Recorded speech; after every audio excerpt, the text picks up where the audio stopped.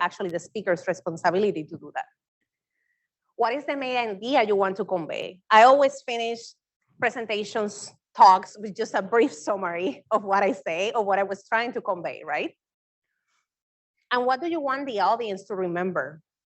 And this goes from your personal appearance, everything, your gestures, everything, your style of presentation, and your presentation as well. Top 10 do's and don'ts, and I get this advice a lot. Take into consideration cultural relevance. Be mindful of that. Use analogies and metaphors, but also be mindful about cultural sensitivities and actually the political climate. Believe it or not, I've seen jokes that are actually not jokes, that are very offensive. Define key concepts early on, and this is very important for scientific talks specifically. Avoid technicism. You'll see during my presentation, I'll try, I mean, it was not designed to use critical or complicated scientific concepts because not all of you are immunologists. Prepare and practice, and I cannot stress this enough. If you don't practice, if you're not responsible for what you're saying, you're not gonna look good. And respect your audience. Don't underestimate them, but not subestimate them either. You know, you have to keep a balance there. So I always ask before I give a talk or I talk to somebody, what is the background? What is the context here? Support your arguments with data and citations. I don't have to emphasize on that. Use images, pictures, and you'll see a lot of pictures in this presentation. And tell stories. We as scientists are storytellers, and we have to put in the public shoes and other people's shoes to make them care about your issues, about what you're trying to convey. And less is more. Less is more. Okay, and now I wanted to incorporate a little bit of the ethics, right? Because I know this conference is ethic related. We, as science communicators, and I include myself and I include you as well, believe it or not, you're all science communicators, the responsibilities and roles that we have are very important. We are influencers. It's not like the ones that appear only on social media, on Instagram. We have a lot of influence in people, especially during the pandemic. What scientific assets become accessible and visible to the public, that's our responsibility. How we present them. And most of the time, the choices that we make affect people in negative and or positive ways. What we say, how do we say it? And sometimes we're not even conscious about this. Also, ethics. You have to consider ethics when designing messages, choosing tools, and considering the audience. And I'm going to talk further about this, but it was a good exercise preparing this presentation because I thought, oh my God, like ethics is in everything we do, especially when we're communicating something. It's a moral responsibility you have. In how to communicate science ethically. So be honest about the science and the social implications. You have to recognize limitations and uncertainties. You have to learn to say, we don't know. And I've seen this many, many times, people trying to answer questions you know that they don't know the answer, right? So it's good just to say, I don't know. Get to know and respect your audience. And I talked about this before. They can be experts on the topic you're addressing or have hopes and have expectations about this topic. And you have to be mindful about all those things.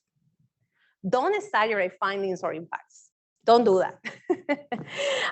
There is a fine line between having enthusiasm and causing false expectations, right? You cannot give false hopes. And this is true during the pandemic, actually, when I was talking about vaccines and everything that was known from the virus from the very early on. Disclose any source of funding, collaborators, and conflicts of interest, right? And this is true when you're approaching somebody for a collaboration, and this could be applicable for any scenario, not only presentations. Don't cherry pick. Don't communicate just what is convenient for you, right? You have to be honest about things, and people will tell if you're lying or not. Nurture public trust in science, and I'm going to talk about some of my experiences with the public we have a responsibility of creating trust with others. And some of the things that I do to create this is finding common ground when I'm talking to somebody. It goes as simple as finding, oh yeah, I like your jewelry, or I like your glasses, something that put us in the same common ground and create this trust. Be aware of your own biases. And this is applicable for everything you do. You might have, and you're entitled to your opinions. Everyone is entitled to your opinions. But how you portray that to others when you're communicating a very important message. Consider ethics of timing. Timing is everything. When you're talking about sensitive topics, especially during the pandemic, to whom are you talking to? And they can become affected. And be careful of what you say and share in social media. That's very important, especially for the young generation. I've been talking about that in the different meetings that I have had today. Involve compassion, empathy, diversity, and inclusion. We have to be empathetic towards others, towards their situation, toward the social context and social atmosphere. Okay, so enough of that. Now the fun part. Why ethical science communication is important more than ever. So a picture speaks more than 1,000 words. We have a lot of misinformation, right? People that don't believe that the pandemic is true. And it's not about getting into politics, because that's not the purpose of this talk. It's just showing you some examples, right, of how important is science communication nowadays to inform the public. And I put here just some headlines of some articles, right? We have when President Trump suggests disinfecting, injecting disinfectants. Also, this was very curious to me as a Spanish speaker. Translation of Virginia Department of Health website told Spanish readers they didn't need the COVID vaccine. And this is true, right? The translation of this. We also have a lot of conspiracy theories that I'm not gonna get into that, but it's just for you to get a sense of the responsibility of being an ethical science communicator to avoid misinformation and disinformation, because there is a difference between misinformation and disinformation, just so you know. And all of this, of course, have caused a crisis for all scientists and communicators in communicating science. How do we deal, oh, sorry. Is it going, sorry. Is it going, we're going against the currency. We're going against the currency, just trying to fight all that misinformation in social media, everything that has created. And that has created a crisis. And there are several articles on Nature and different respected journals about that. Okay, so where to practice ethical science communication? Blogs, presentations, articles and columns, and you'll see a lot of that. Social media, casual conversations, community service, believe it or not, research groups and meetings that I know that a lot of you are exposed to those. So a lot of scenarios, even having a one-on-one conversation with friends and family. How can I apply this information to my different roles? In everything I do. Everything I do, I apply all these things that I've been telling you. And I'm gonna start talking about me, right? A little bit. So this is the reason Meredith and Tim, Matt, oh my God, sorry, it's been a long day, contact me, right? It's been because of all this engagement that I had the privilege to have during the past 2 years. I can't believe it's been 2 years since that. Everything started with just a newspaper article, that is this one over here. That was the first article I wrote ever for the main newspaper in Puerto Rico is called A Nuevo Día, or A New Day. And that just released a chain of reaction of interviews, podcasts, you name it, so many things. And that led to be awarded the Science Defender, 2020 Science Defender of the Union of Concerned Scientists. That I never thought in a million years that I was going to get nominated for that. Apparently, I was nominated by several people. I still don't know to this day who nominated me. But yeah, I think doing this gave me a purpose, gave me a sense during the pandemic, during the lockdown. Being able to share my experience and my knowledge with fellow Puerto Ricans and fellow Latinos. Because, for example, this talk over there, it was for Colombian University. So it was not only for Puerto Ricans, it was all across Latin America.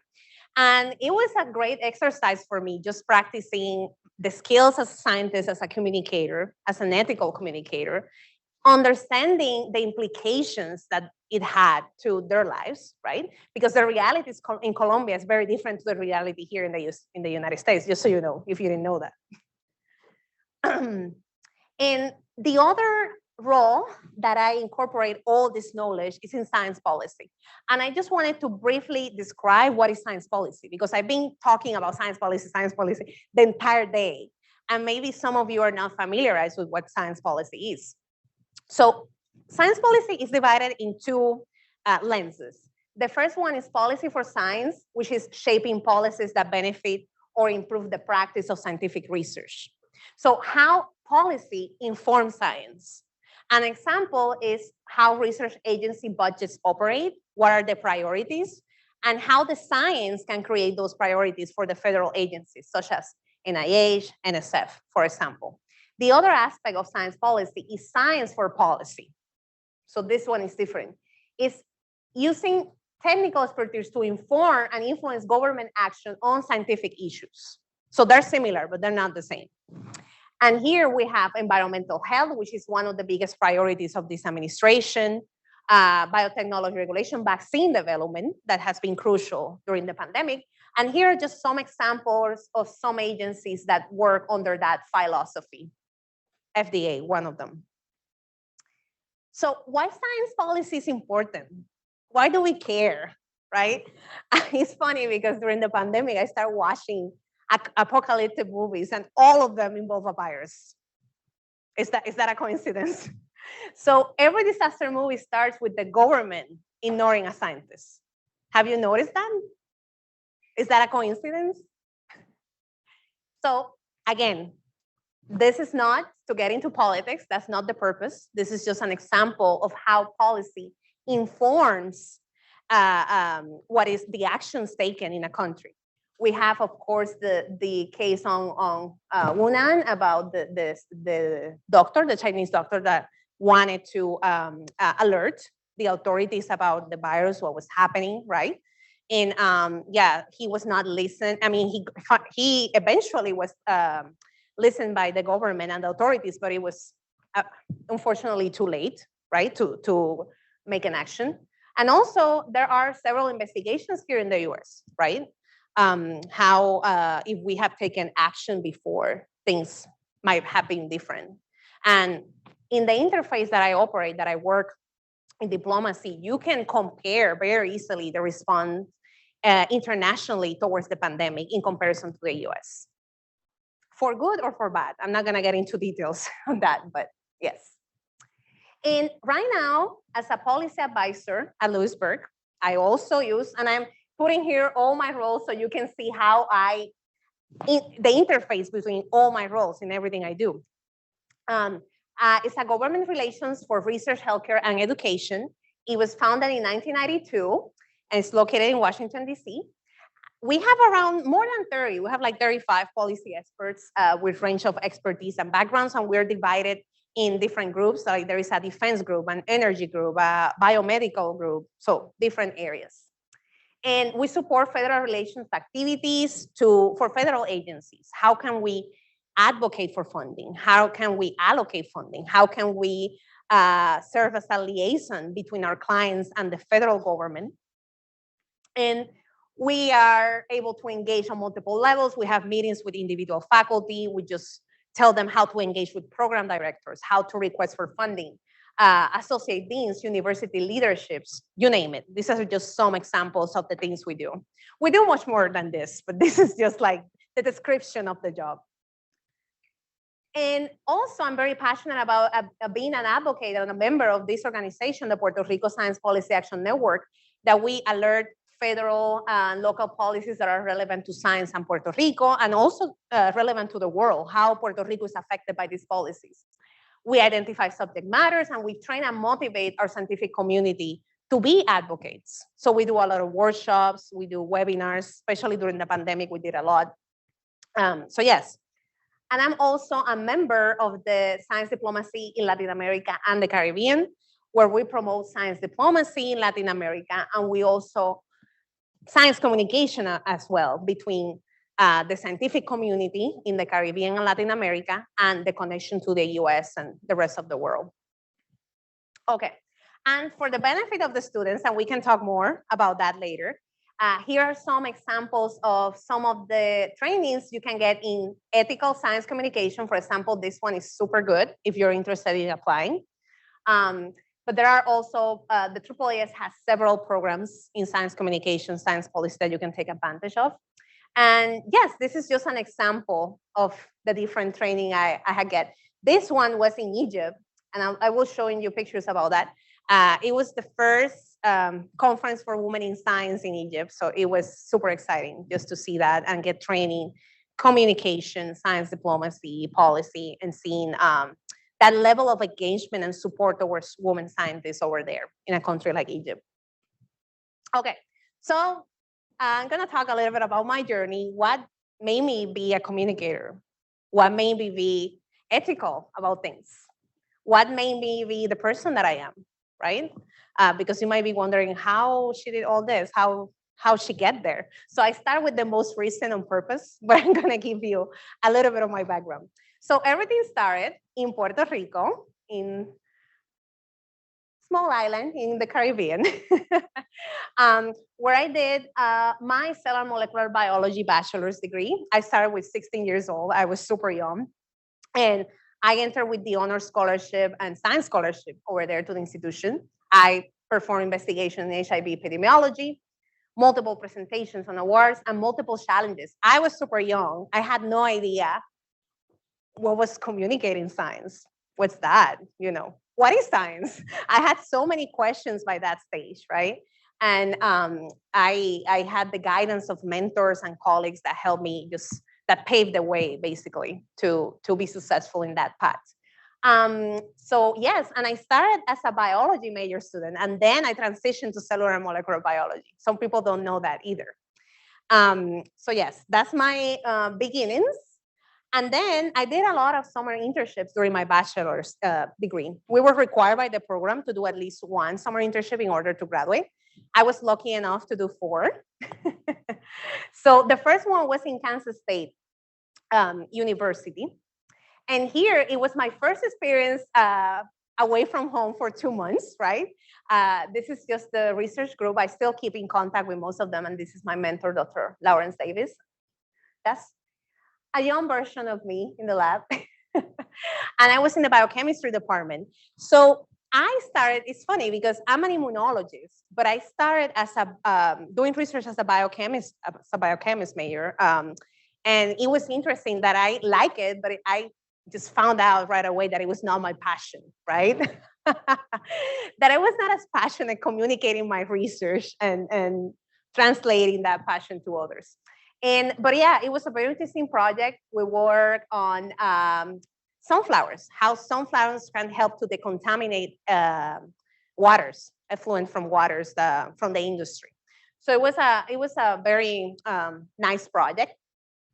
A lot of challenges, including being away from home, not knowing how to communicate science. I was so young. So I just put in some examples of my journey for students to see that it doesn't appear overnight. It's not, I mean, it takes years and years of training, of experiences, bad and good experiences. Not everything is peaches and flowers and rainbows, right? It takes a lot of work to learn to communicate, to learn your science, to master your art, because I consider this being an art. And then after that, I went to Spain, to the Instituto de Parasitología y Biomedicina López Neira. So that was one of the best experiences of my life. I had so much fun. This was my first immunology core-based research. I had the opportunity of communicating my science with across divides, even with the government, with the CSIC, which is, the CSIC is the equivalent to the NIH, right? But over there in Spain. So I learned a lot of things. I learned how to communicate to different audiences, even though I speak Spanish just like them. Our Spanish is very different, right? And that's a huge, you have to keep that in mind. That's very important. You might think it's funny or but that influenced a lot the ethical of science communication as well, because I might say something that for them represents a completely different thing. So you have to be very careful about that. And I had some of those experiences, but we can talk about that later. And I was working on the T lymphocyte response in a collagen-induced arthritis model. So it was autoimmune disease, and I loved it. There, I just said, okay, I want to be an immunologist. This is what I want to do. I want to communicate immunology to others. This is me. And importance of not burning bridges. And you'll see during my presentation, I'm just giving hints of advice to students. I got recruited to do my master's degree here afterwards, after this internship. So that's why I'm referring to not burning bridges, because you never know when you have to cross again. And not many challenges. I had a lot of fun. This is my lab by that time. Yeah, and I just travel every weekend. Some people don't believe it. I did that. I was working, actually, because they just saw on social media all the posts from the traveling and all that. I had the opportunity of going to different conferences around Spain, and also just to visit different places all over. So I was 18. I was so young here. It was my first time in Paris here. So I was so excited. This is in Morocco with some friends. So that was fun. Then after that, and I think this is one of the most significant experiences that I have, I met Dr. Harold Surhausen a year prior in 2010 to go there. But I already decided to go to Spain in 2010. So we kept in touch for an entire year. And then I went to Germany the year after. And it was a very significant experience, not just because the fact that he's a Nobel Prize, he's a Nobel laureate. He invented the human papillomavirus vaccine. That's why he won the Nobel laureate.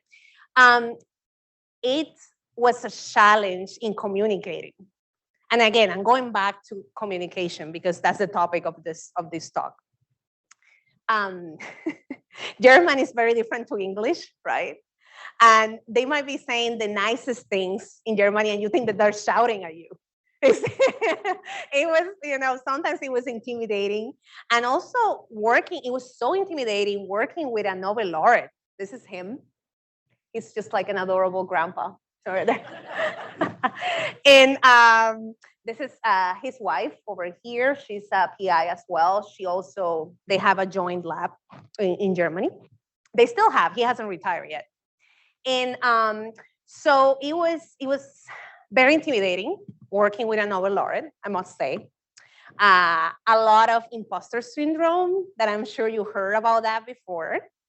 What else? I was only 19 by this time, so it's not like I was the most experienced or the wiser person. In Germany, most of the people speak English, but not everybody speaks English, so that was another challenge. And the project was super neat because, like I said, he won the Nobel laureate because of the human papillomavirus that causes cervical cancer. That you should all get vaccinated if you haven't, by the way. But I work on the isolation of multiple genotypes of an umbilical cord virus and the role in leukemia. So we're isolating blood from the cord blood of babies, which moms have leukemia. So it was super interesting to see the correlation between that virus to the leukemia. So yes, that was that. And I already talked about the challenges, so. A lot of traveling again. So I always like to include the pictures because they make me happy, these memories. And I also want to inspire. That's one of the goals that I always have with every talk I give. That there is time for everything. That it's just a matter of balancing time, right? And I was practicing communication all over, and I was constantly asked about my research at these different conferences that I went on my time there. So that was very nice. And then after that, I went to Brazil. And that was my last internship right after I graduated from my undergrad. And this was the biggest challenge that I ever had. I was working with the Olympic athletes that went to the Olympic Games in London. It was in London, yeah, back in 2012. And we were studying the reliability of musculoskeletal alpha-actin protein as a marker for muscle damage. We were evaluating the damage in the muscles of these athletes. So it was super cool. I didn't have the opportunity of taking pictures with them. It was not allowed. But it was super fun. There were so many challenges. I mean, I don't know if you noticed in this picture here, the lab was a mess, right? The resources were not the best. He promised a lot of things. He was out almost the entire time I was there. I was saved by a postdoc that mentored me and shepherded me, and at least we got some Western blots done. But it was a challenge, and I used to cry so much, like telling my mom, I want to come back. I don't know what I'm doing here. I was having a lot of fun partying and all that, don't get me wrong. But I didn't have the experience that I have in Spain and in Germany, right? That structure that I have regarding research. However, I won best presentation in a symposium back home. And I never thought in a million years that I was going to be able to convey that enthusiasm, that passion through this project. Talk about the science communication there, right? It could be the most lame project. And if you're a good seller, it doesn't matter, right? It could be bored as hell. But if you know how to sell it, people are going to love it. Yes, and a lot of traveling. I always like to include pictures, so there you go. Yes, and going back to the science communication. And I'm doing this on purpose just to see that you can be a science communicator in everything you do. It's not like my role is not science communicator. I'm a policy advisor, right? I incorporate science communication in everything. So here are just some examples of written science communication efforts that I did during those experiences as an undergrad. We appear in the newspaper with the Nobel laureate. This was an edition of good news in the newspaper. It was everything about good news. They should do that more often. They didn't publish anything negative that day, which was awesome. And yeah, and I got interviewed by different newspapers and magazines. So I'm trying to translate, right? I like this title, like exploring the world through research. How can we benefit the world about our own research, about our own experience, from our lens, from our own life? And yes, I incorporate being a proud Puerto Rican in everything I do, because why not? Okay, and then talk about a little bit about my grad school and my recent education that actually led me to the place that I am, that I have right now. After going to Spain to do my master degree, I got my thesis with the same group that I did the internship. However, it was focused in a different project. It was the inflammatory response in a pristine-induced murine model of lupus. So it was different. The first one was arthritis and another autoimmune disease. So I got my master degree. This is the day that I was defending over here. This is La Alhambra, which if you go to Granada, is a must to see. It's beautiful. And yes, a lot of challenges. Finishing master thesis in 1 year is hard job. It's very tough. I think it's one of the most challenging things that I've ever done. Being ethical about it. You cannot lie about the results. Being upfront of what worked and didn't work, right? I think that was a good exercise, because a year is not long enough to perform all the experiments that you wish you perform. So an ethical science communication exercise here, right there in my written thesis.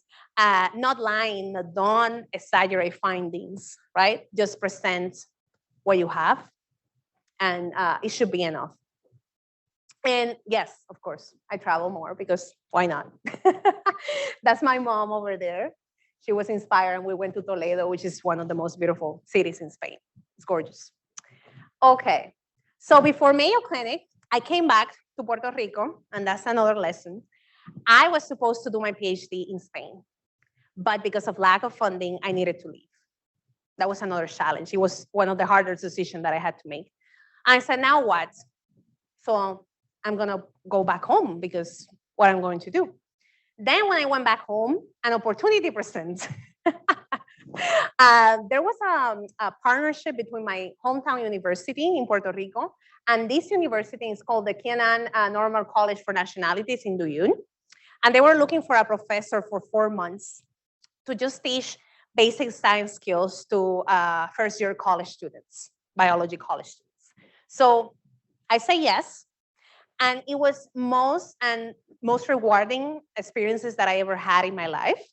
It was very challenging as a woman going to China by myself. It was a very poor city. It's not like being in Beijing, in Shanghai. I was one of the 10 people only in the city that spoke English. So I was lucky enough to meet friends and allies and people that helped me communicate. This was so hard to communicate science with them. These are my students, which I love. I still keep in touch with them. And at the end, they all have a symposium where they present their research. I was like the intermediary between them and their mentors. They had an online mentor. All of them have a mentor assigned. And I have to make sure that they did the assignments and they did the research and all that. And it was so hard to communicate. And I did have a translator with me at all times, but they knew English. They were super smart. But sometimes it was really hard to communicate science. That science communication part, what I wanted to say, to be ethical about it. I didn't want to offend them. China is such a different culture from what I was used to, right? I was an advocate for them. It was a poor city, like I mentioned, and the dorms were not the best, and I tried to change the situation, to speak with the deans, to speak with the leadership, to see if something could be done. So one of the biggest challenges in my career was this. As a communicator, as a scientist, as a person, I think it was very challenging. But at the end, they all gave me gifts before I left. I still have this in my apartment. He did it, one of my students. So yeah, it was very meaningful. And yes, China is just a gorgeous country. I cannot say enough. I mean, it's such a gorgeous country, so many things, so many UNESCO World Heritage over there.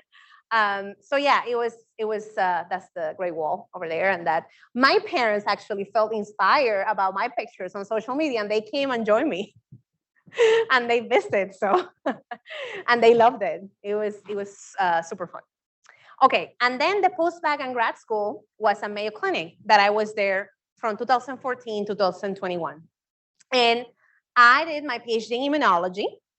These are my two mentors, Dr. Ian Parney, neurosurgeon, and Dr. Aaron Johnson, an immunologist. He's the chair of the Department of Immunology as well. And I work in the molecular profiling of extracellular vesicles, which are teeny tiny particles that are shed from tumors and can be found in the blood. And we're in the process of patenting the research, a non-invasive way to diagnose brain tumors with a blood draw. And we also can identify differences between patients and healthy people with these tiny particles. And here I'm going to provide an example of science communication, right? This is the hypothesis. This is the exact figure I put in my thesis about my hypothesis. That is just saying we have a patient with a brain tumor, we extract blood from their arm, and then we're able to isolate small EVs. This is a cartoon of how they look. We focus on small EVs, but we have also larger EVs, but we focus on the small ones. And then we study all that they have inside, right?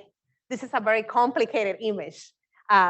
Of course, you need to know your audience. This was a biological, immunological audience. So I still needed to explain myself because they were not experts in this, but they were more familiarized with this.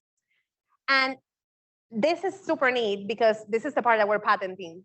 We give 5-LA, which is an oral pill that the patients receive, and it makes the tumor fluoresce. Super cool. So the neurosurgeons turn off the lights and they're able to see the tumor fluoresce for better resection of the tumor. So if we give this pill to the patients and we isolate blood and plasma, we're able to see the particles fluoresce, the ones that come from the tumor. And we're able, through flow cytometry and different techniques, to diagnose that. And an analogy. Everything I said in those 2 slides, here. I participated in the 3-minute competition, 3-minute thesis competition. Maybe some of you heard about it before. I won 2nd place, and I show this image. I don't know if you, I mean, this is related to the World War and breaking the code between the Nazi to defeat the war. So I really like this image because it's, first of all, it's a woman, which is weird by that time to have a woman doing this decoding. And this is the machine that they used to decode the messages between the Nazis in order to defeat them in the war. And I compare myself to this woman as a woman scientist that is using all the tools that she has to decode the message inside of these particles and counterattack the war against brain cancer. So that was the main message. And people thought it was cool, right? And actually it was something that they could relate to because some of them had watched the movie. There is a movie about it, books, everything. So yeah, that's Alan Turing and all that story. So there you go, an example.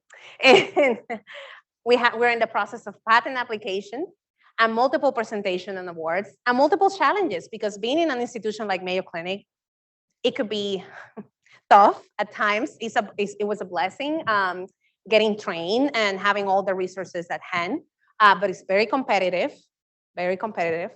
And yes, I think you have to constantly prove yourself as a Latina, as a woman. It's challenge still to this day. I feel like I have to prove myself many, many times. And yes, a lot of traveling. This was in Egypt in the Conference of Women in Science. I stay a week after that. And I just explore around, and I went to Sweden, to the Karolinska Institute to take a course in cancer genomics over there in Karolinska. And I went to Japan to give my, I won an award. I went to give one of my presentations there. So yes, just showing you how there is time for everything, right? It's just a matter of balancing and just saying what you need and being able to communicate effectively to get to that point. Yes, and going back to the science communication, I had a lot of engagement about it.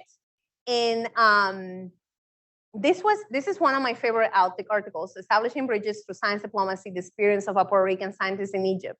And I talk about all the things that I saw in Egypt, all the switch in paradigms that I saw, right? In a country like Egypt, where women is not as represented like in other countries, right?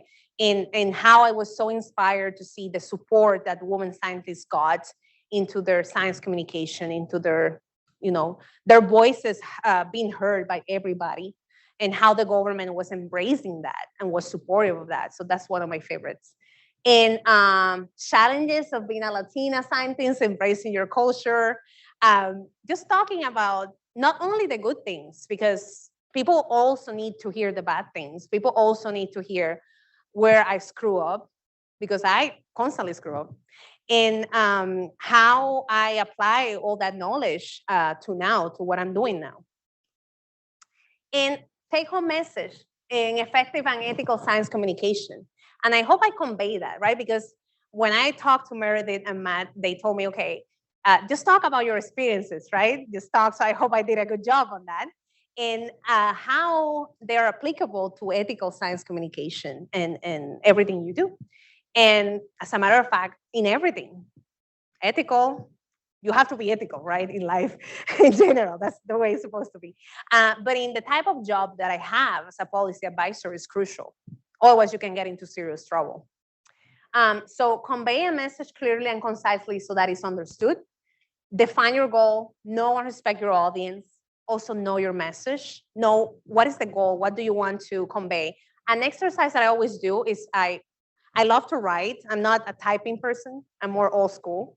And I always like to put in 3 bullet points what I want to say, right? And in that way, I can frame my talk or whatever I am doing through those points, those bullet points. And strategies. Here it's funny how I merge both effective and ethical science communication because it's the same. To be effective, you have to be ethical, right? So take into consideration cultural relevance and social implications. That's very important. Use analogies, define key concepts, prepare and practice, don't exaggerate. Tell a story, talk about your life. Don't cherry pick, right? All these things. And I put this in bold because I think this is the more important one. Be honest, be compassionate, and consider the diversity and inclusion of the audience or whoever you're talking to. And some life advice for the students. Explore different areas and you will discover your passion. I went from biochemistry. I did some research on botany as well. I didn't include it here, but I did. Be strategic. Once you have defined what you want to do, participate in things that will take you to that goal. It's hard work, but it's worth it. And I hope I convey that in my talk, like there is time for everything. And science is not just about being in the lab. There are very, very important skills. Science communication, interaction, networking. They call them soft skills, some people. I don't like soft skills because they're not soft. I think it's very important to be good, a good communicator. Maintain good relationships with everybody, with your mentors and colleagues. You never know when you're gonna need to reach out to this person. And just as a summary, right, I just want to portray how my role as science communicator translates in all my different roles, in everything I do. And I hope you reflect on this and you'll see that you're also a science communicator. When you're teaching others in the lab, not only has to be in a classroom, it could be in every venue that you are. We're constantly communicating. So thank you so much. This is my contact info. I know some people have asked about it, so feel free to take a picture. And I'm happy to answer any questions.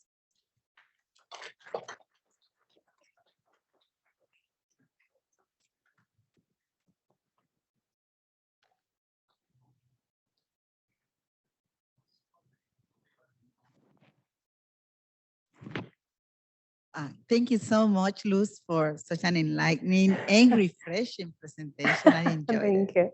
you. You look very beautiful, by the way. In those Thank you so pictures. much. You're so cute.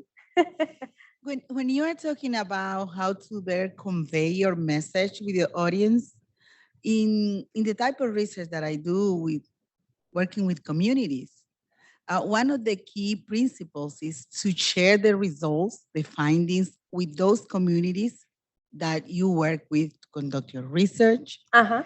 And I wonder if you remember some key strategies you've used when conveying research findings to community members.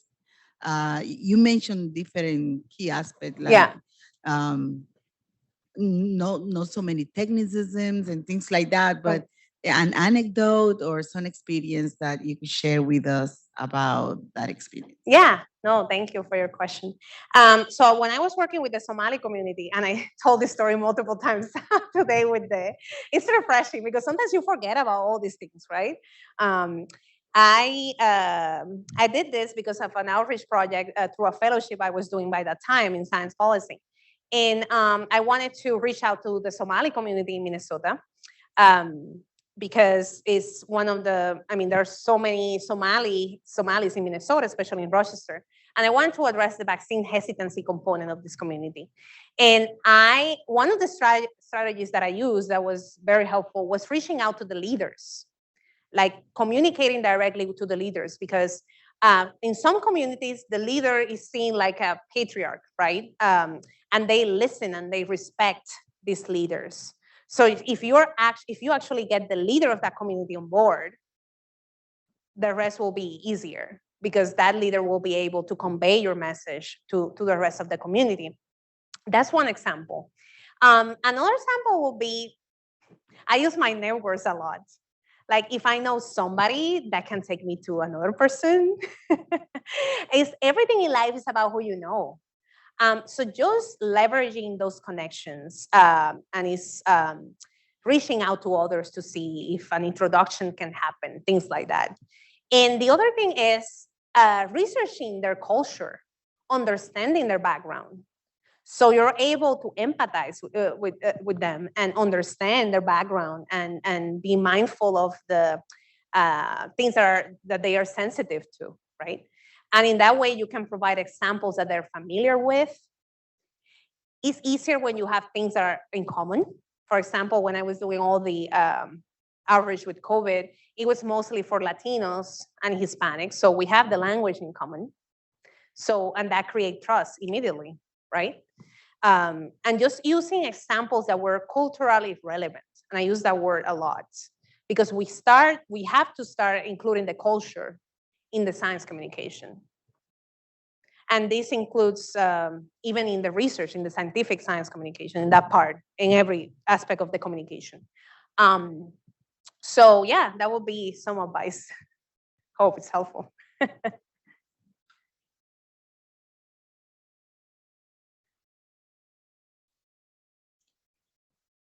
Hi. Oh, there we go. Okay. Thank you for coming out today. It was a really enlightening talk. Thank you. In the era of COVID, I have seen a lot of health professionals have to do sort of a balancing act of the ethical need to communicate information, Right. but also knowing when to disengage because there's never going to be that communication. So Yes. could you just sort of give some advice on how to do that mental Right. math on when it's no longer Word. fruitful? Yes. That's a great question. And I had lots of experience actually with family members, people that you love, and with friends. And I think we're humans, we get frustrated, especially if you have the knowledge to back up the data, right? I think something that helped me was not to take it personal and to disconnect the affection that I had towards this person, towards their beliefs, right? Or what this person was saying.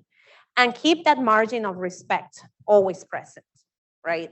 Don't cross that line because when you cross that line, there's no return. And what I used to do is just provide them the information, say, hey, here's a link to a video. If you want to watch it, let me know if you have any questions, right? I still love you. I still respect you for your beliefs. But I would actually like if you get the vaccine, right? But you have to respect. I mean, we are different human beings. We're not the same, and we have different values, core values. So it's important just to don't cross that line, basically.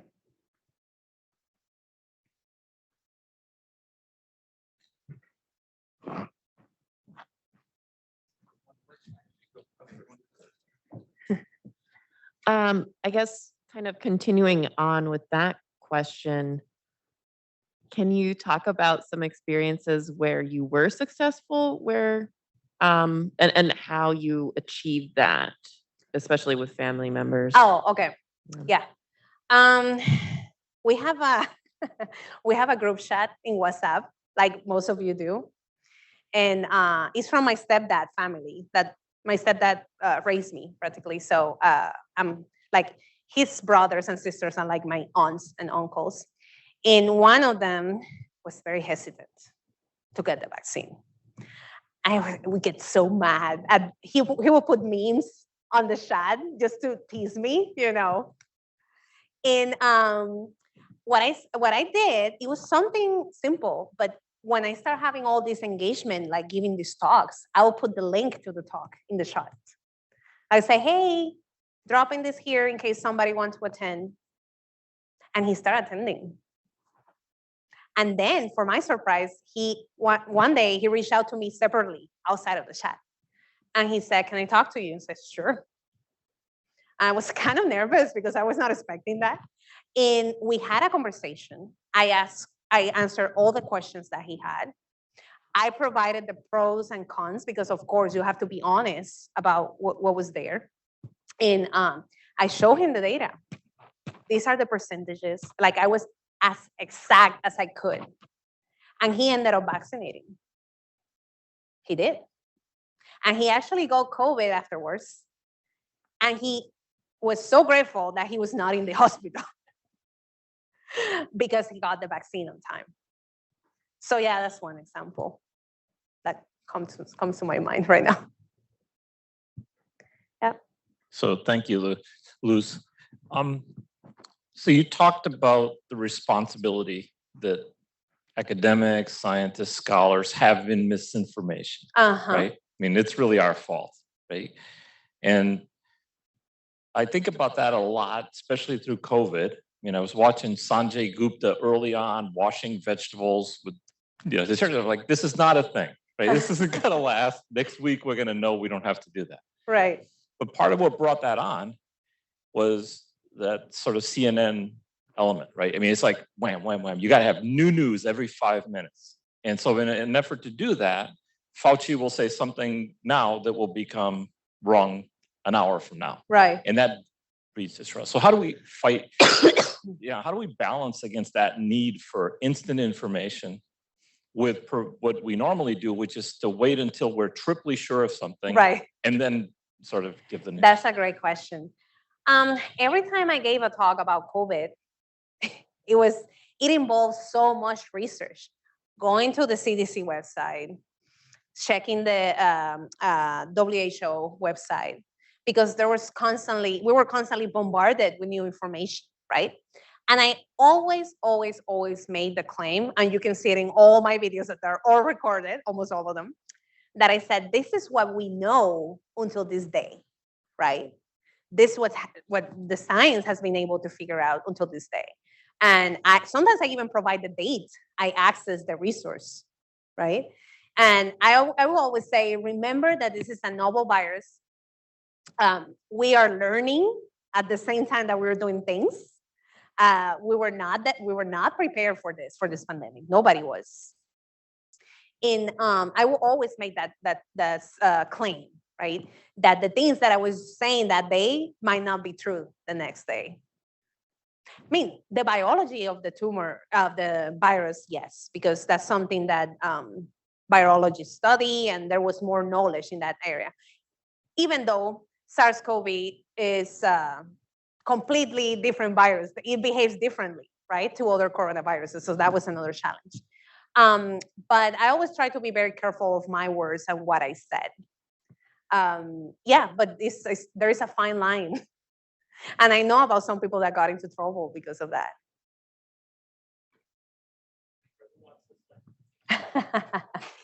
I think he.